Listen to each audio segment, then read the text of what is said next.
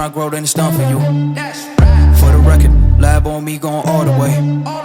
For the record, ain't tryna link, no time to waste. For the record, for the record, for the record, for the record, for the record. Been a little too nice to y'all. Now I gotta up. What's going on? What's up, everybody? Welcome back to the channel. Another beautiful evening in Amarillo, Texas. So as you guys saw in the last video, we're waiting on some parts for the Turbo 400. So tonight we're actually going to install some suspension parts and see where we're at with everything else. Maybe we'll start mounting the actual ice tank itself. And Cupcake just wants to bark at the neighbors. What are you doing? What are you doing? What are you doing? What are you doing? Want to work on the Mustang? Yeah, you don't care too much about the Mustang, do you? So we got some suspension parts for the Mustang that you guys have seen in some other videos, and actually I got a box of something else today, and you guys will see that once we get over to Joe's. Oh, and that is a badass 2013 Viper. If you guys want to see some more videos on this, comment down below. I really want to make a cinematic video for Kevin on the Viper when I get a chance and get some time, because this thing looks sinister all blacked out. Look at that thing. Woo! Okay. Let's hear that 5.7 Hemi. Oh, that's torquey, boys. That's torquey.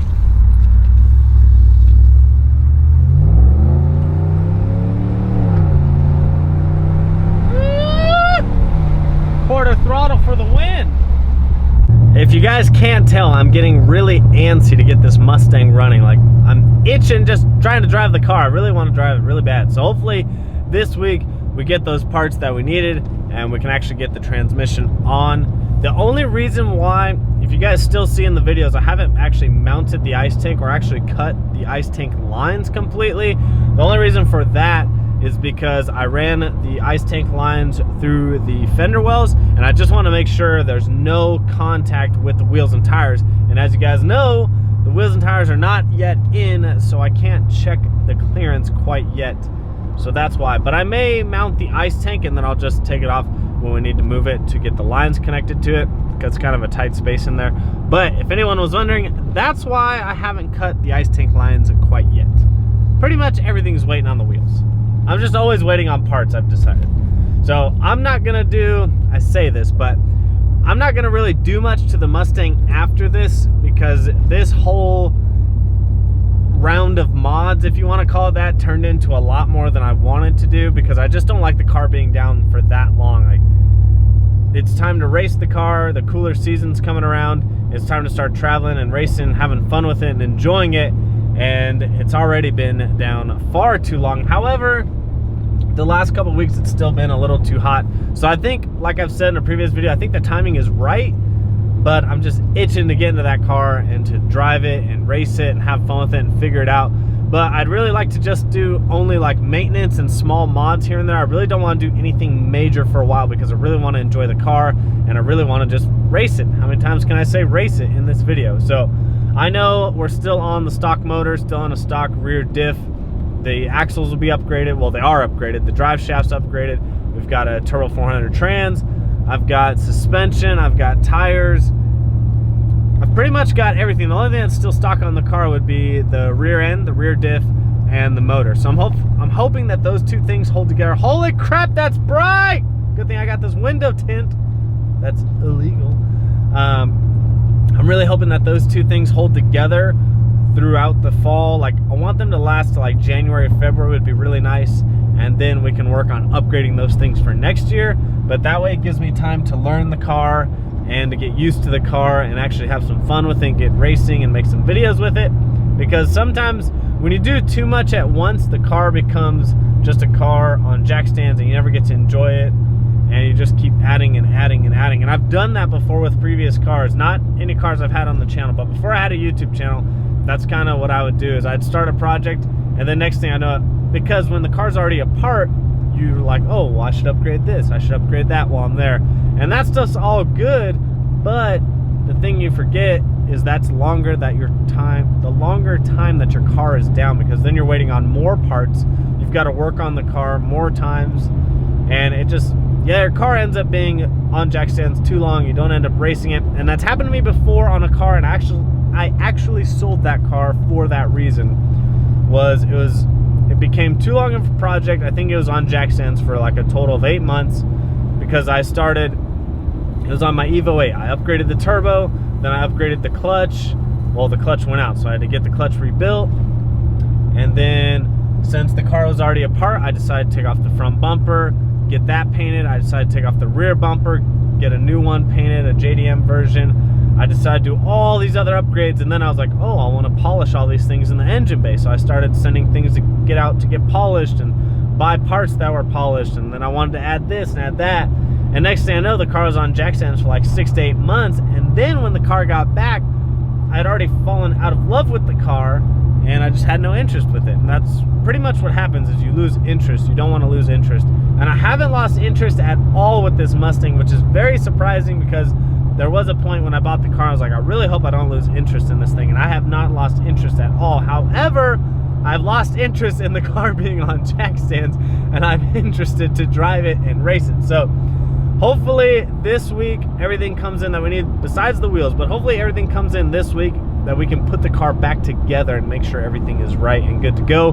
That way when the wheels come in the next 2 weeks, the car will be ready to go and squared away, and we can finally get it to the track and get some testing and racing done, because that's going to be a fun time. I can't wait for that, honestly. Like, you always got to go through those crappy nights at the track where you're trying to figure out the tire pressure, you're trying to figure out the suspension and how everything's going to work. And it's totally different here at this track, because we've got 7,000 to 8,000 DA.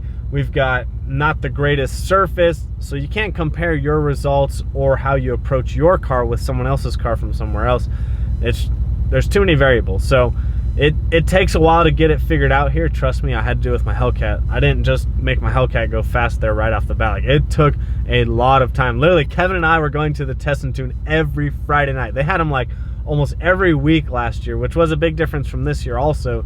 This year they don't have as many test and tunes, but Kevin and I were literally going every Friday, and then if Friday didn't turn out good, we'd go on Saturday and we'd wait, because they'd let us do test and tune in between rounds for the bracket cars and the index racing. So we'd wait and do test and tune in between those cars as well. So we weren't always going fast at the track. It took a long time to get the cars figured out. And then once we got them figured out, then we were able to go fast every time. And if we weren't going fast, we knew how to adjust the car to make it fast, because we'd figured out what worked and didn't work for the car in certain situations. So, but that's the fun part of it, and I can't wait to get back to that. I'll see you guys over at Joe's. Joe, what are you doing? I don't know. So Joe put some new wastegates on the car, so hopefully no more boost problems. And he also stole my nice new turbo guard screen, but it does look better on his car. Pretty good, yeah. I don't know, it's too much black and red. You don't have any black and red, really. You're all polished now. Okay. You're the fancy guy. You can take it back. So Joe got some, what, 50mm wastegates? 50s, JGSs. Should help with the boost issues. So now when he wheelies to the moon, he can just pedal it and stay in it, which I think is a terrible idea, but whatever. Whatever you want to do. Until. Whoa! Joe! Why does your car look so naked? What are you talking about? Carpet. Factory Look at door that. panels. Look at that. Is that factory carpet or is that boat carpet, That's Joe? factory boat carpet. Oh, Or okay. factory boat Whoa, carpet. what's factory boat carpet? Well, let me tell you a story. So Joe is attacking the wiring mess. Yeah, it's bit me too long. I don't like having issues at races, and we had issues at races, so I came You've been talking home about and redoing it for a while too. I said, F this. And I bought it. He said, forget this. I bought it all. It's over here. Let me see that camera, Dave. See, look at it. Oh, whoa. Look at all that. Hold on, I gotta zoom. See, there's the new board. That's gonna control everything on the car. Shout out Leash, not sponsored. And then that's 11 pounds worth of wiring right there. What? 11 pounds, Dave. Where are we gonna lose that? Oh, gee. How are we gonna lose this? I know, right? Like, luckily I don't have to use it all, but I'm taking all that out. We're gonna have to wait. We're gonna have to do a comparison. No, I'm going to. It's all coming out. Wiring problems. Look at these relays just taped. Dude, that's factory, man. Like street car. Look at that stuff. Jump. Yeah, no, that's an issue. Like, it's all going away. Dude, your board is sick. Isn't that? It's pretty awesome. Dang, that's sweet, man. It's gonna look clean back there. Yeah. If you guys didn't know, Joe is a wiring connoisseur. Is that what I am? No, but you showed me some of the nitrous boards he used to wire up are really Like, sick. I pride myself in wiring, and I'm gonna enjoy. I'm looking forward to this project, to be honest. Like, I think it'll be fun. It's gonna be a good time. There's my steering column. Ooh, fancy stuff. Look at that full dash. Or that's David's. Which one is it? That's definitely not mine. It needs to This be is the yours. F-body side. It needs to be yours. Look at all this factory interior, huh? Yeah, Factory cuts. pretty close. You don't have that nitrous board here, do you? I don't. That one was cool. But you guys will see, he's gonna rewire that. It's gonna look nice. You got a carbon fiber piece, right?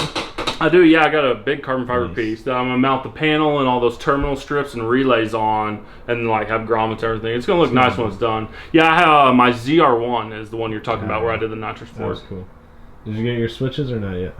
No, they shipped, but they come from Australia. Cool. So they'll be here next Got week. some cool switches to show you guys. Yeah, super nice switches. So how long do you figure this will take? We're going racing next weekend. Oh boy. 11 days is when we're going racing. So, That's a lot of wiring to get done. 11 days, people. Dave, leave me alone. All right, Dave got some new products today. Got some Viking double adjustable Crusader Ooh, shocks. put those on Trans Am? You I don't bet the need Vikings never done a team to the 60 foot. it. Wow, about to. Whoa, what's this? Those are my cradle lockouts. Thank you for kicking them. Use Dude, code BABY39 at bmrsuspension.com. Oh no! Hey, you gotta go, buddy. You gotta go. That was my shameless plug for the video. This is a paid advertisement, apparently. So yeah, these are the cradle lockouts. I've showed you guys in other videos. So we're gonna get all this stuff on today. But yep. So we pretty much got some full suspension going on here now in the back. We got the BMR drag springs, we got vertical links, and now we've got the Crusader series Viking shocks. And then we also got the BMR cradle lockouts. So we're gonna get that stuff installed tonight. Well, no, you keep going, sorry. No, I'm ready. I'm ready. No, I forgot what I was gonna say. Cut here. Um, So I've already got the stock shocks out. Pretty easy, just 2 bolts up top, 18 millimeter I believe, and then 2 15 mils at the bottom. You do want to put Loctite. They recommend Loctite up top. The bottom I usually put blue Loctite. The top one they usually recommend red. I think I'm just gonna do blue all the way around, but it does replace this whole mount, so it does save you a little bit of weight, not much.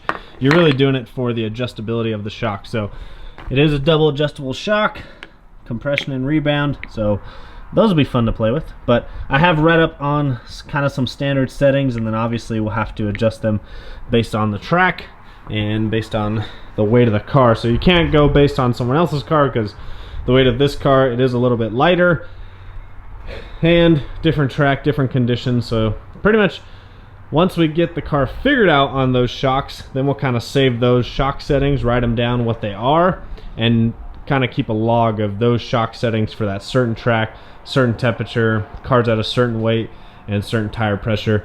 And then that way when you go to other tracks, same thing, you figure out the new compression and rebound, and you log that stuff. And Joe's actually got a pretty cool sheet somewhere that they keep logs of all that type of stuff for each track. That way when they go back to a track, they kind of have a starting point. So we're gonna get these installed, put some Loctite on them, and those will just sit in there, boom, like that. yeah. And just like that, we've got a shock in. Joe, have you pulled your hair out yet? Dude, check this out. Quality. We're getting rid of all this. Like, I don't know what this box goes to, this box, or this box. Random black boxes. But I don't need them. And then this connector, this was where my original short problem was. Ooh. Look at that guy. That's getting replaced.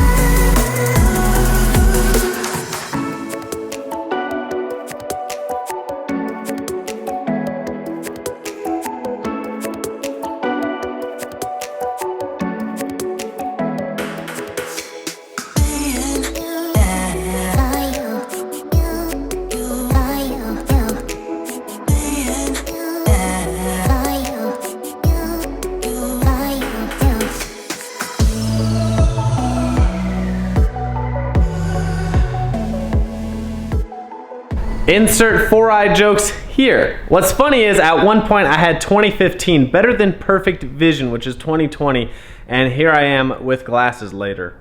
This sucks. So I actually went to change my license finally to a Texas driver's license because I did get pulled over again, and that was like my last warning. No, actually it wasn't a warning. I got a ticket for that one. And so I had to switch my license over, which I've been procrastinating for obviously the last 2.5 years. And I failed the vision exam, which I knew was coming because when I went to get my motorcycle endorsement when I was in Colorado and I had to go get that put on my license, I failed the vision exam and I realized my vision has gotten worse. And it's from staring at a computer for 10 to 12 hours a day for 3 years straight. I had perfect vision, and I think it's a combination of that job that I had plus some prior concussions I had from sports. I've had a lot of concussions, and my vision has gotten worse. So I don't have to wear these all the time. It just sharpens the area, obviously. And probably the biggest thing that it helps with is night. Like, I suck at low light eyesight. So things at night are really hard for me to make out. Like, I can see at night, it's just I can't make out letters and numbers at night as clear as I can during the day. So I really just wear these nighttime driving and during the day if I need them to see something more sharp. But I figured I'd show you guys, and you guys can make some jokes. So drop some jokes down below. That's what I get. So hopefully you guys enjoyed that video. One thing on the BMR suspension install, by the way, bmrsuspension.com, use code VANV39, it really helps me out. But there is these little metal cups that go above.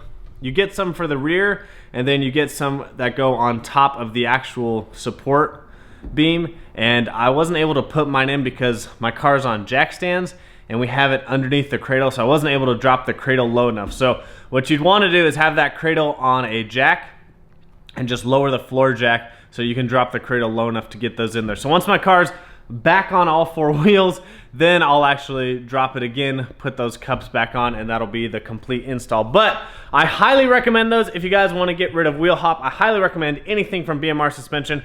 I now have their drag springs, vertical links, and now the cradle lockout kit, and there's a few more other things I want to get from them, but really with IRS suspension, you've got to stop that cradle movement and you've got to stop the wheel hop so you don't break stuff and so you can get out of the hole and get a good 60 foot. So highly recommend all their stuff, bmrsuspension.com, use code VANV39, and hopefully you guys enjoyed that video. We've got some huge stuff coming for the Mustang. Some parts finally came in, you guys will see on the next video, but you've already seen them. You got a sneak peek if you follow me on Instagram and Snapchat, VANV39. But make sure you hit that subscribe button, hit the all notification bell, make sure you comment down below, give it a thumbs up, and I'll see you guys on the next one.